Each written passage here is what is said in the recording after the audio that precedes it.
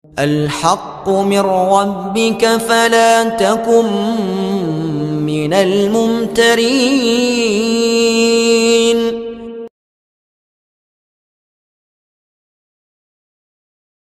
Dukun dakwah Al-Haqqu TV, pembangunan asrama, panti asuhan dan pondok pesantren Al-Haqqu, serta pembangunan Masjid Islami Center Al-Haqqu.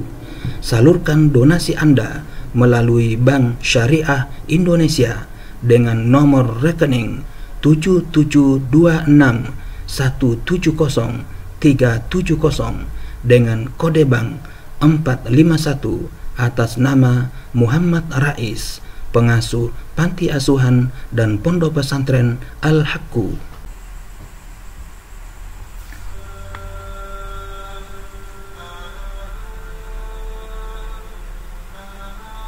Kisah ke-14, perbedaan yang jauh. Saya seorang polisi. Pekerjaan saya adalah menjaga keamanan, mengawasi lalu lintas, dan membantu orang-orang yang membutuhkan. Semula pekerjaan saya sangat menyenangkan. Saya menjalani hidup dengan nyaman. Saya bekerja dengan sungguh-sungguh dan ikhlas. Akan tetapi, setelah itu, saya mengalami masa yang sangat berat. Saya diombang-ambing oleh kebingungan karena banyaknya waktu luang dan minimnya pengetahuan saya. Kemudian, saya mulai merasa bosan dan tidak menemukan orang yang bisa membantu saya dalam urusan agama saya. Yang terjadi justru sebaliknya.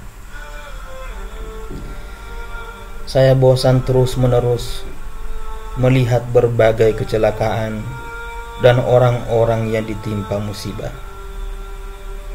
Tetapi pada suatu hari yang istimewa, saat kami bekerja, saya bersama seorang kawan berhenti di tepi jalan sambil berbincang ke sana kemari. Tiba-tiba kami mendengar suara tabrakan yang keras.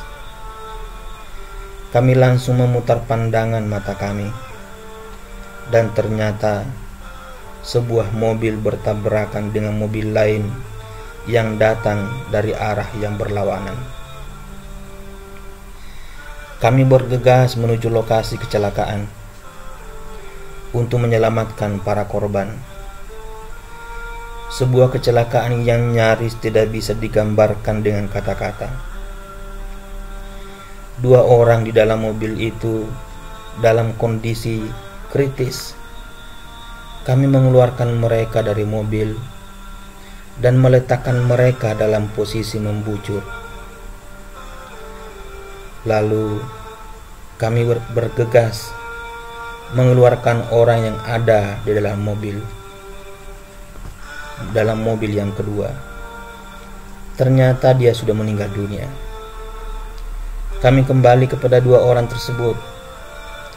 Ternyata mereka dalam kondisi sekarat. Kawan saya langsung menuntunnya membaca syahadat. Ucapkanlah, La ilaha illallah, La ilaha illallah. Akan tetapi, lidah mereka justru melantungkan nyanyian dengan keras. Situasi itu membuat saya takut. Sementara kawan saya justru sebaliknya. Dia mengetahui ahwal kematian. Dia kembali menuntun mereka membaca syahadat. Sementara saya berdiri termangu, tidak bergerak, diam 1000 bahasa, dan mata saya melotot. Selama hidup, saya belum pernah melihat situasi seperti itu. Bahkan saya belum pernah melihat orang yang meninggal dunia dalam kondisi seperti itu. kawan saya kembali mengulang-ulang kalimat syahadat kepada mereka. Tetapi mereka terus bernyanyi. Tidak ada gunanya sama sekali.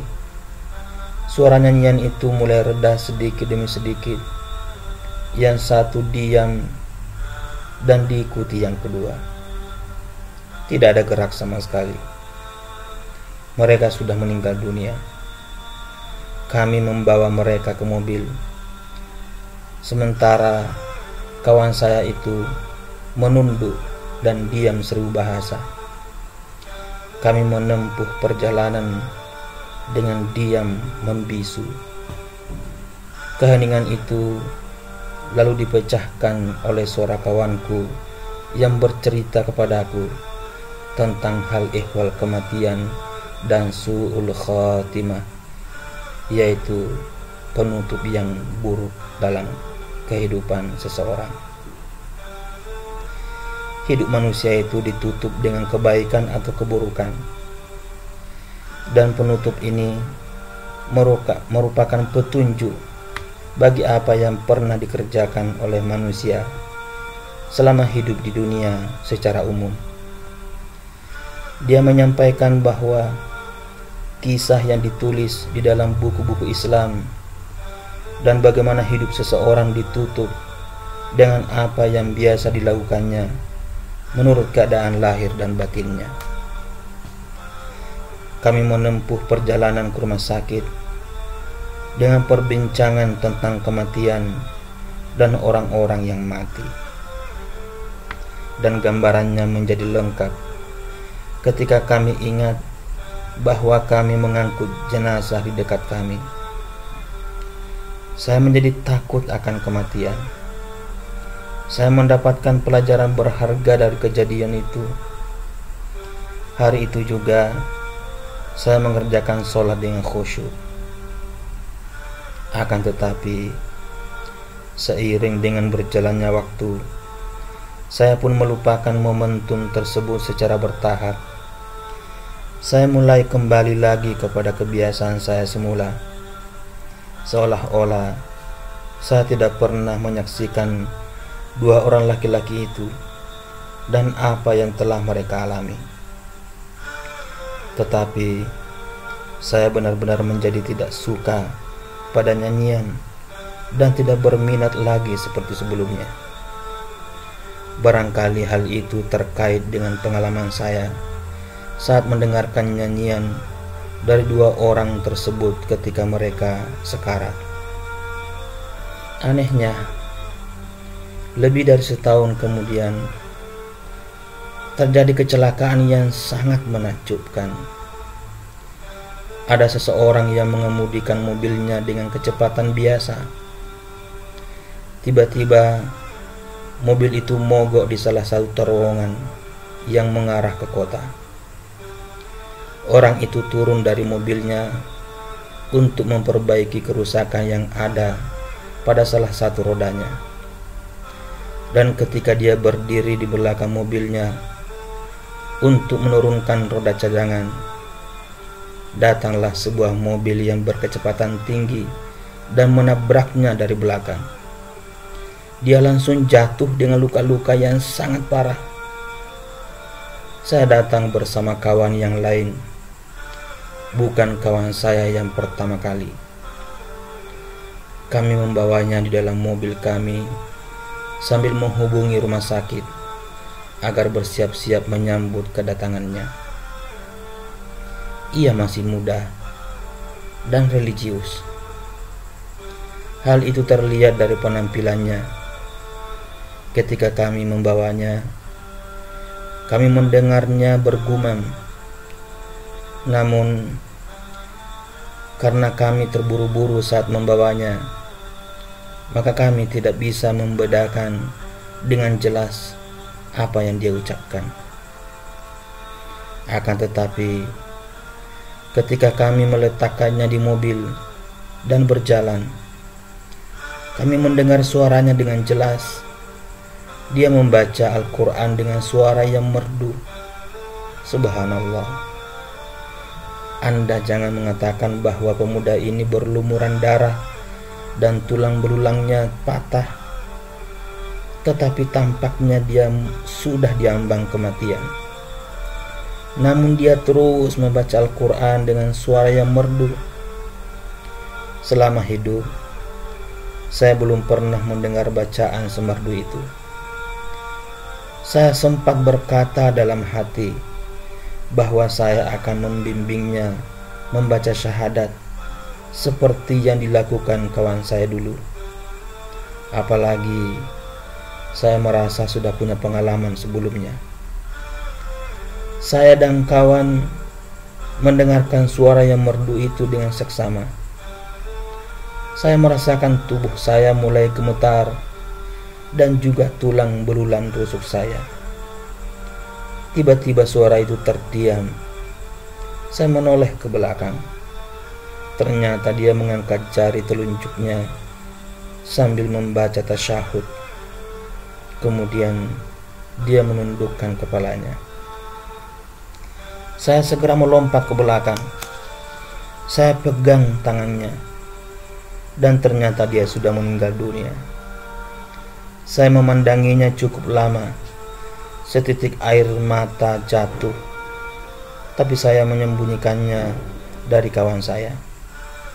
Saya menoleh ke arahnya, dan saya memberitahunya bahwa orang itu sudah meninggal dunia.